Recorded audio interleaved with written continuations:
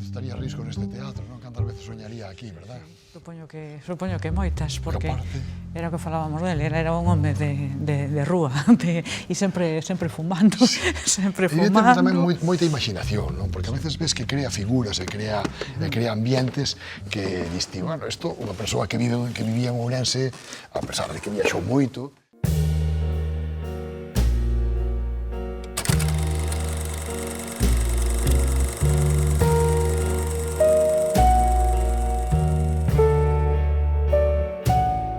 Non é posíbel que un pobo teña unha cultura asimilada e criadora se a súa cultura non ten por vehículo a lingua propia.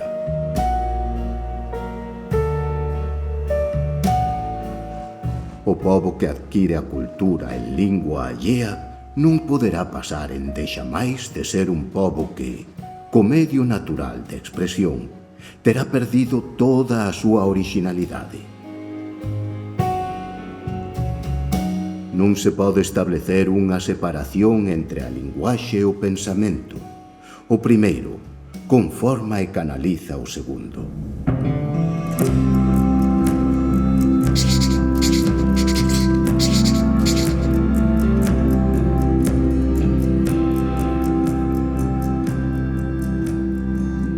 casi nada. Eu creo que sigue sendo unha figura insuficientemente valorada.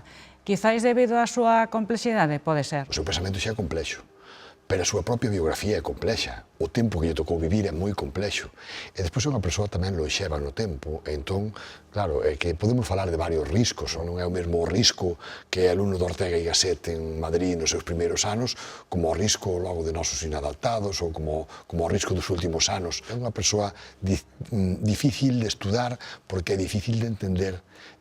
Eu creo que xa era daquela, na súa época, moitísima xente que non o entendeu, precisamente porque eu creo que a altura intelectual del soborda con moito a dos, seguramente, non vou dicir de todos os seus contemporáneos, pero a maior parte deles sí. O de moitos riscos non o vexo tanto na súa traxectoria vital, vexo quizá máis nas distintas facetas que tivo, non? Ainda que é certo que o seu pensamento é fondo, pero, por exemplo, contrasta coa súa escrita sinxela. A mí, polo menos, me resulta sorprendente como ten esa capacidade de transmitir pensamentos complexos e unha filosofía fonda detrás das cousas que escribe, pero facelo aínda así dunha maneira, amena. Creo que iso é algo que intentaron facer, que é común a toda tamén a súa xeración, porque eles eran conscientes de que estaban construindo a nación, que estaban construindo un país que estaba sen construir, é dicir, o país estaba aí, pero había que describilo, había que explicalo, e eu creo que eran moi consciente de que había que facer un labor pedagóxico moi importante, non?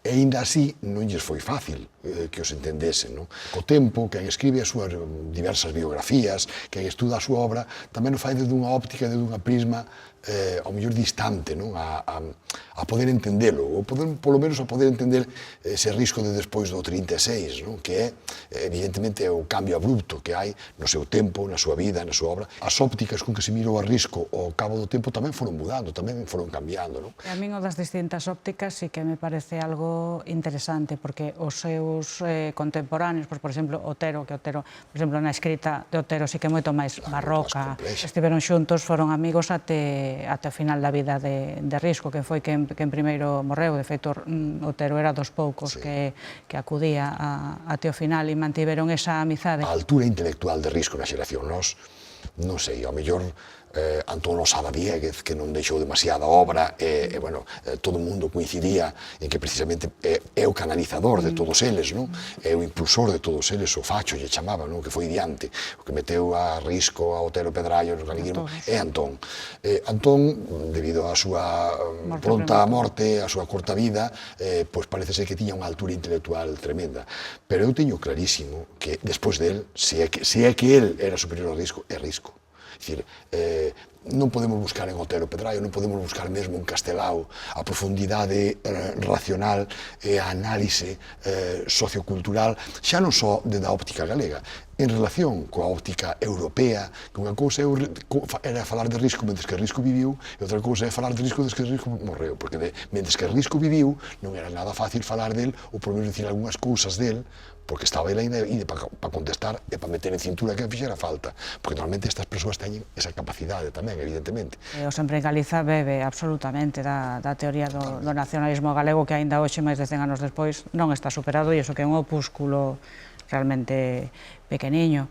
Por outro lado, os propios contemporáneos tamén yo recoñeceron, porque Carballo Calero, na revista Nós, non lembro agora en que número, pero fala do filósofo da xeración Nós, e ese é Vicente Risco.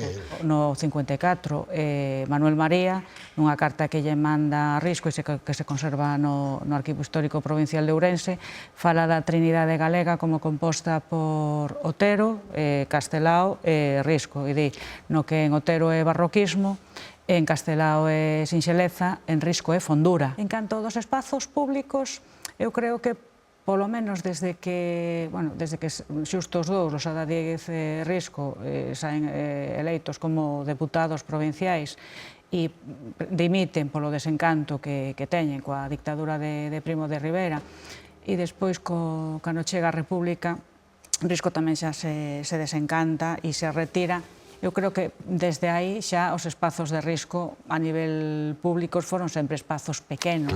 Por exemplo, os espazos das tertulias. Non só falaba e achegaba moitos argumentos e cultura a moita xente nova, sino que hai unha idea que mesmo me parece máis interesante, que é que escoitaba.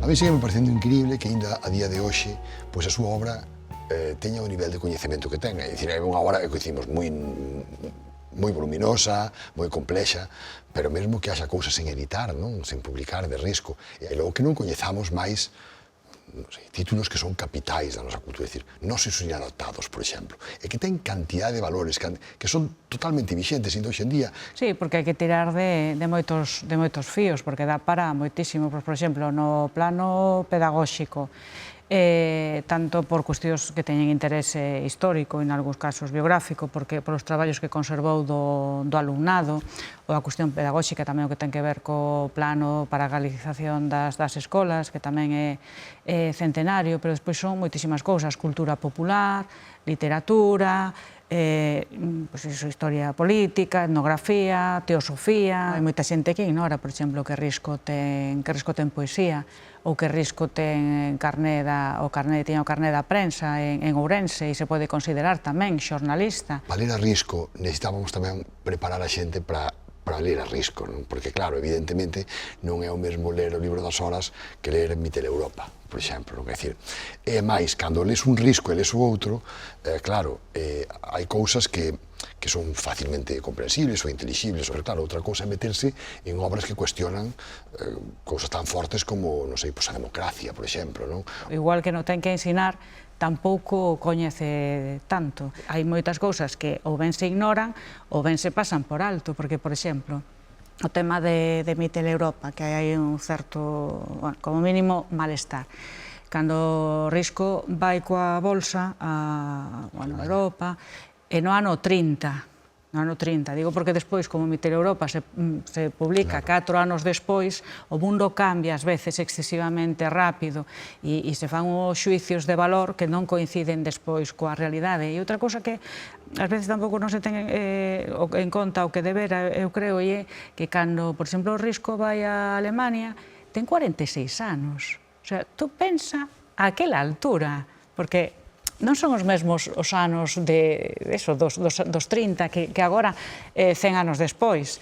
Entón, Risco non só vai con esa idade a facer esa viaxe de estudos, sino que é pai. No caso de Risco, ademais, nin siquiera é ou ben un contravalor ou algo do que el non fora consciente, porque na autobiografía confidencial que se publica en Vida Gallega 3 anos antes de que morrera, porque foi en abril do 60, el propio di unha expresión do tipo de, non sei se vivo ben coas contradiccións, pero desde logo algo así como son perfectamente consciente delas, que por outro lado non é máis que un exercicio de honestidade pública. É como un gran intelectual que é. Porque quen non as ten, non? Claro, que intelectual da altura non ten contradiccións, que senón non entraría na propia definición dun intelectual, sería unha persoa doctrinaria, non? É moito máis fácil estudar, pois non sei, actuales comparacións odiosas, pero non sei, a Rosalía de Castro, que é a poeta do pobo, dos cantares gallegos, É dicir, son parámetros moi ben definidos e ainda así ten moita complexidade, non? Outra cousa, claro, é meterse a risco, non?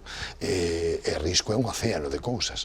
Claro, Mitel Europa, ele queda abraiado con aquel país que está nacendo no corazón, que é, en realidade, pois iso, o corazón de Europa que está creando algo grandioso, claro. Logo aparece toda a parte bélica, toda a parte belixerante, claro, toda a era a potencia de Europa. Claro, pero que era potencia en moitísimas cousas. Non podemos quedarnos só coa Alemanha que estaba militarizándose, evidentemente que era certo, pero seguramente esa é a parte que menos veu risco ali. O risco que vería sería os adiantos científicos, o basear o orgullo de país nunha raza, no que el e outros moitos crían nese momento, non? Pero aquela Alemania que estaba nacendo nos anos 30, a marxe de moitísimas outras consideracións, porque eran realidades moi complexas, deslumbraba a moitísima xente que non tiña nada que ver logo co pensamento ou coa ortodoxia dun partido nazi, non?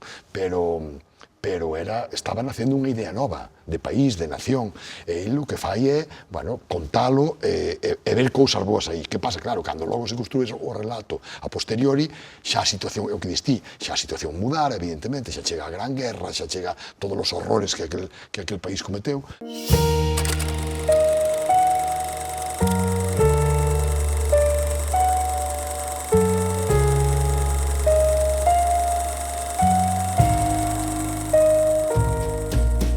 Eu creo que non hai un risco sustantivamente diferente despois da Guerra Civil e na posguerra, polo menos no plano interno, digamos, interior, sin a manifestación pública, obviamente, porque as cousas cambiaron moito, non? E ademais non é só unha intuición, eu creo que hai datos obxectivos, non, que permiten avalar esa tese.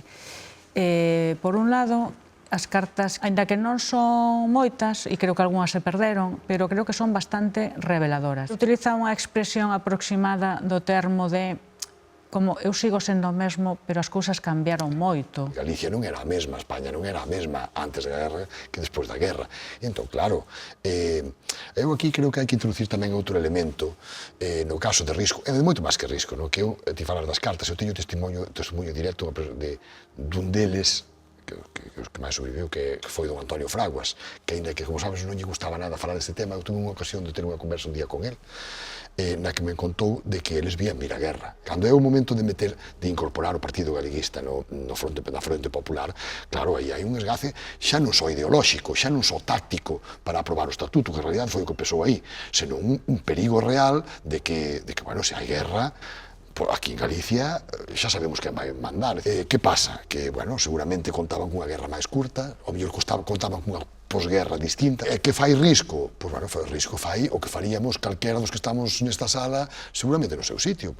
Adaptarse a unha nova realidade. Evidentemente, o pensamento de Risco era unha persoa conservadora, profundamente católica, e entón, claro, ele veu o que pasou na República, e veu o que pasou logo tamén durante a Guerra da Zona Republicana. É dicir, que podía pensar Risco? De feito, sabemos máis ou menos o que pensaba, cando vía, queimar igrexas, ou exhumar sepulturas de monxas e de santos. É dicir, Risco tiña moi claro o que pensaba de todo aquilo, iso estaba por riba de todo o que fose a estrategia, por exemplo, de aprobar un estatuto. Risco tivo fillos e tivo fillos tarde, e iso hai que seguir sostendo tamén no plano económico. Eu creo que a impresión que me dá polo que coñezo, tivo que sufrir moito, porque era unha persoa moi consciente, ou por outro lado, que aínda que nos consta que desapareceron moitos documentos e que queimou cousas, pero chama tamén a atención que conservara tantos orixinais de Castelao, moitos vinculados coa revista Nós, se realmente tamén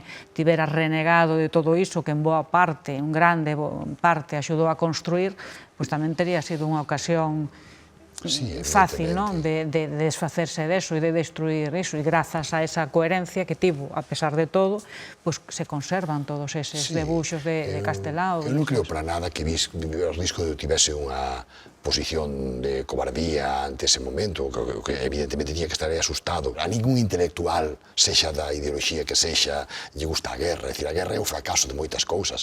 É o fracaso da tolerancia, o fracaso da palabra, o fracaso da política. De repente, aparecer unha unha guerra civil, aínda por riba, fratricida, entre irmãos, onde moita xente querida por el, compañeiros de militancia, loita, son asasinados, outros vanse po exilio, e tamén pasan a pensar dunha forma distinta, porque claro, aí, bueno, despois é a propia ruptura tamén entre o galeguismo, xa non de dereitas nin de esquerda, senón os do exterior, os do interior e os do exilio, non? Creo que o que fai é refuxiarse en Auria, refuxiarse en Ourense. El aquí era don Vicente.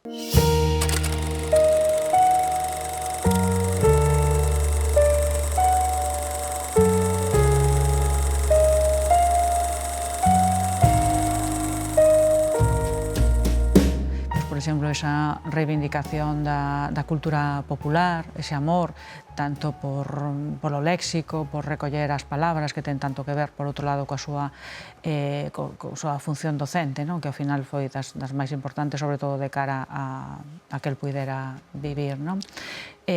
Os traballos que facía co alumnado, onde tamén tanto se recolle das súas terras, dos seus costumes e do orgullo que significa todo iso. A mí, por exemplo, en relación con esta cuestión, gustaba moito unha frase del que di: busco a tradición polos camiños máis novos e só me satisfaría interpretada desde mañá, que por outro lado tamén é unha cousa moi moderna, porque temos a tendencia a homologar, a asimilar a tradición con algo, claro, co pasado, con algo, e tradición é o que estamos mesmo creando agora, non? Era unha persoa curiosísima, moi curiosa, por iso que...